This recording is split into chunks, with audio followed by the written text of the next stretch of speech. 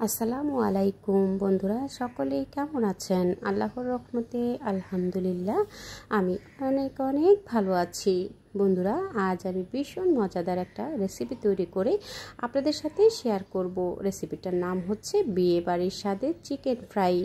বিয়ে বাড়ির স্বাদের এই চিকেন ফ্রাইটা খুব সহজ পদ্ধতিতে আমি কিভাবে তৈরি করি, ঠিক সেই রেসিপিটাই আজ আপনাদের সাথে শেয়ার করব। আশা করছি পুরো রেসিপিটার সঙ্গেই থাকবেন এবং আমাকে সুন্দর সুন্দর কমেন্টস করে সাপোর্ট করবেন। যারা আজ প্রথম আমার চ্যানেলটা ভিজিট করছেন, প্লিজ বন্ধুরা রেসিপিটা ফুল ওয়াচ করে লাইক দিয়ে সাবস্ক্রাইব করে অল বাটনে ক্লিক করে রাখলে সবার আগেই আমার নিত্য নতুন রেসিপির নোটিফিকেশন আপনাদের কাছে পৌঁছে যাবে। চলুন বন্ধুরা, খুব সহজ পদ্ধতিতে আজকে চিকেন ফ্রাইটা তৈরি করব। এখানে আমি ব্রয়লার চিকেন নিয়েছি। আমি এখানে 6টা ব্রয়লার চিকেন নিয়ে এই চিকেন ফ্রাইটা করব। ব্রয়লার চিকেনটাকে আমি এক একটা চিকেনকে 4 টুকরো করে কেটে নিয়েছি। বন্ধুরা, আমি এখানে 4 টুকরো করে কেটে নিয়ে প্রায় এখানে 24 টুকরা চিকেন আমি আজকে ফ্রাই করব। তো আমি এখানে চিকেনগুলোকে এভাবে 4 টুকরো করে কেটে নিয়ে এভাবে করে আমি ছুরি দিয়ে একটু কেচে নেব। এতে করে যখন আমরা চিকেনটা ফ্রাই করব এবং ম্যারিনেশন করব, তখন চিকেনের ভিতরে খুব সুন্দরভাবে মশলাগুলো ঢুকে যাবে এবং চিকেনটা খেতেও কিন্তু ভীষণ টেস্টি হবে। বিয়ে বাড়িতে সাধারণত একটু এভাবে করে চিকেনগুলো ফ্রাই করে থাকেন। তো আপনারা দেখতে থাকুন, নিশ্চয়ই আপনাদের কাছেও আজকের এই চিকেন ফ্রাই রেসিপিটা ভালো লাগবে। প্রতিটা চিকেনকে আমি এভাবে করে ছুরি দিয়ে কেচে নিয়েছি এবং ভালোভাবে ধুয়ে পানিটা ঝরিয়ে নিয়েছি। এখানে আমি মশলা নিয়েছি কিছু। আমি এই আস্ত মশলাগুলোকে গুঁড়ো করে নেব। তো আমি এখানে কিছু লাল মরিচ নিয়েছি, কয়েকটা সাদা গোলমরিচ নিয়েছি এবং লবঙ্গ নিয়েছি, কালো গোলমরিচ নিয়েছি, স্টার মশলা নিয়েছি 2টা, আর নিয়েছি দারচিনি, সবুজ এলাচ, আর নিয়েছি কালো এলাচ। এই মশলাগুলোকে আমি শুকনো তাওয়ায় হালকা করে একটু টেলে নিয়ে এরপর আমি গুঁড়ো করে নেব। বন্ধুরা, আমি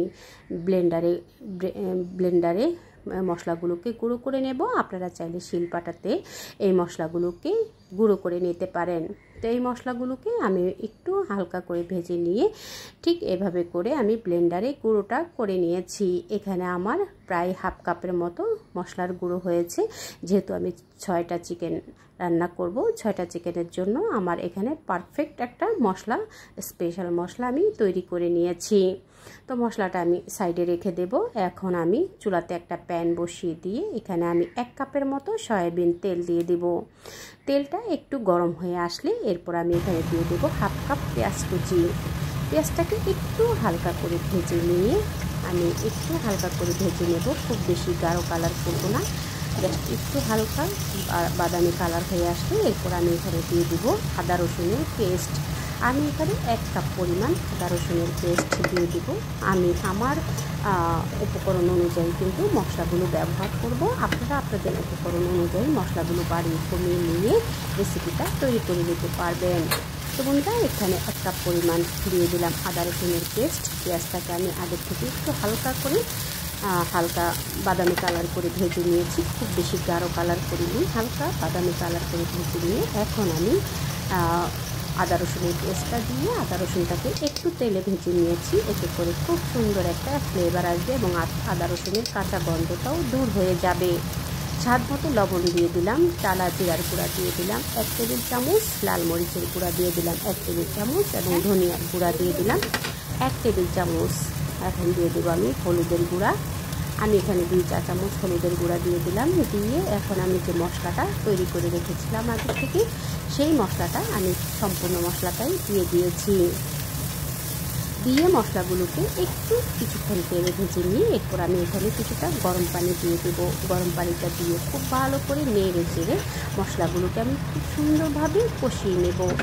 যে কোনো রেসিপি তৈরি করার ক্ষেত্রে মশলাটা যদি আমরা ভালোভাবে কষিয়ে নিই, সেই রেসিপিটা খেতে কিন্তু ভীষণ টেস্টি হয়। তো বন্ধুরা, আমি কিছুক্ষণ নেড়ে চেড়ে ঢাকনাটা দিয়ে মশলাগুলো তেল উঠে যাওয়া পর্যন্ত মশলাগুলোকে আমি কষিয়ে নিয়েছি।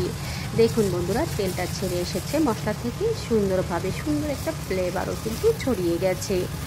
এখন আমি কেটে ধুয়ে পরিষ্কার করে রাখা চিকেনগুলো দিয়ে দিলাম। প্রতিটা চিকেন কিন্তু আমি সুন্দরভাবে কেচে নিয়েছি ছুরি দিয়ে। কেচে নিয়ে এখন আমি চিকেনগুলোকে হাই হিটে করে একটু কষিয়ে নেব। বন্ধুরা, আপনারা চাইলে কিন্তু এই দেশি চিকেন কিংবা পাকিস্তানি চিকেন দিয়েও কিন্তু এই চিকেন ফ্রাইটা করতে পারেন। আমি একটু ব্রয়লার চিকেন দিয়ে করে নিচ্ছি। আপনাদের যেভাবে ভালো লাগে, যেই চিকেনটা ভালো লাগে সেটা দিয়ে কিন্তু আপনারা একই প্রসেসে তৈরি করে নিতে পারেন।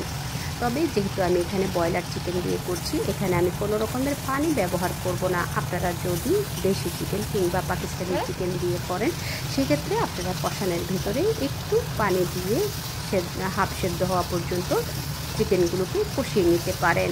যেহেতু ব্রয়লার চিকেন কিন্তু খুব দ্রুতই সেদ্ধ হয়ে যায় এবং চিকেন থেকে যে পানিটা বেরিয়ে যাবে সেই পানি দিয়ে কিন্তু চিকেনটাকে আমি হাফ সেদ্ধ হওয়া পর্যন্ত কষিয়ে নেব। বন্ধুরা, বারবার একটু উল্টে পাল্টে হাই হিটে করে আমি চিকেনগুলোকে একটু কষিয়ে নেব। যেহেতু এখানে অনেকগুলো চিকেন আছে, তো চিকেনগুলো থেকে যে পানিটা বেরিয়ে গেছে সেই পানিটা যেন দ্রুত শুকিয়ে যায়, যার কারণে আমি এখানে চিকেনগুলোকে হাই হিটে করেই রান্না করে নেব। আপনারা যদি ব্রয়লার চিকেন ছাড়া অন্য দেশি কিংবা পাকিস্তানি চিকেন দিয়ে করেন, সেক্ষেত্রে আপনারা চুলা রাসটা মিডিয়ামে রেখে চিকেনগুলোকে হাফ সেদ্ধ হওয়া পর্যন্ত কষিয়ে নেবেন। তো এভাবে করে আমি চিকেনগুলোকে হাই হিটে করে কিছুক্ষণ পর নেড়ে চেড়ে চিকেনগুলোকে ভেজে কিছুক্ষণ কষিয়ে নিয়েছি। বন্ধুরা, আমার প্যানটা একটু ছোট হয়ে যাওয়ার কারণে একটু নাড়তে কষ্ট হয়ে যাচ্ছিল, তো আমি আরেকটা চেঞ্জ করে আরেকটা প্যান আমি দিয়ে দিলাম। আরেকটা প্যানে চিকেনগুলোকে ঢেলে দিয়ে আবারও হাই হিটে করে নেড়ে চেড়ে বারবার একটু নেড়ে চেড়ে চিকেনগুলোকে আমি কষিয়ে নেব, যাতে করে সব সাইডের চিকেনগুলো সমানভাবে কুক হয়ে যায়। একটু ঘন ঘন নেড়ে চেড়ে কিন্তু চিকেনগুলোকে আমি কষিয়ে নিচ্ছি। বন্ধুরা, আপনারা নিশ্চয়ই খেয়াল করছেন, আমি কিন্তু হাই হিটে রেখে চিকেনগুলোকে বারবার নেড়ে চেড়ে চিকেনগুলোকে কষিয়ে নিচ্ছি, যাতে করে সব সাইডের চিকেনগুলো সমানভাবে কুক হয়ে যায়।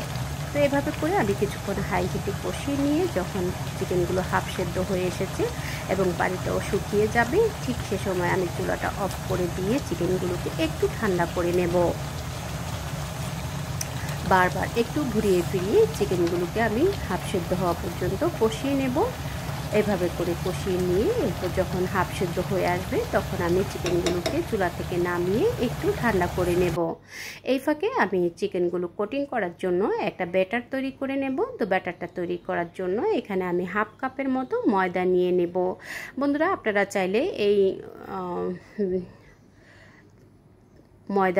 ময়দার ব্যাটার থেকে আপনারা চাইলে এখানে ডিমের ব্যাটার দিয়েও কিন্তু একই প্রসেসে কোটিংটা করে নিতে পারবেন। তবে আমি আজকে যেহেতু বেশি করে চিকেন দিয়ে চিকেনের ফ্রাইটা করব, তো আমি এখানে একটু ময়দা দিয়েই কোটিংটা করে নেব।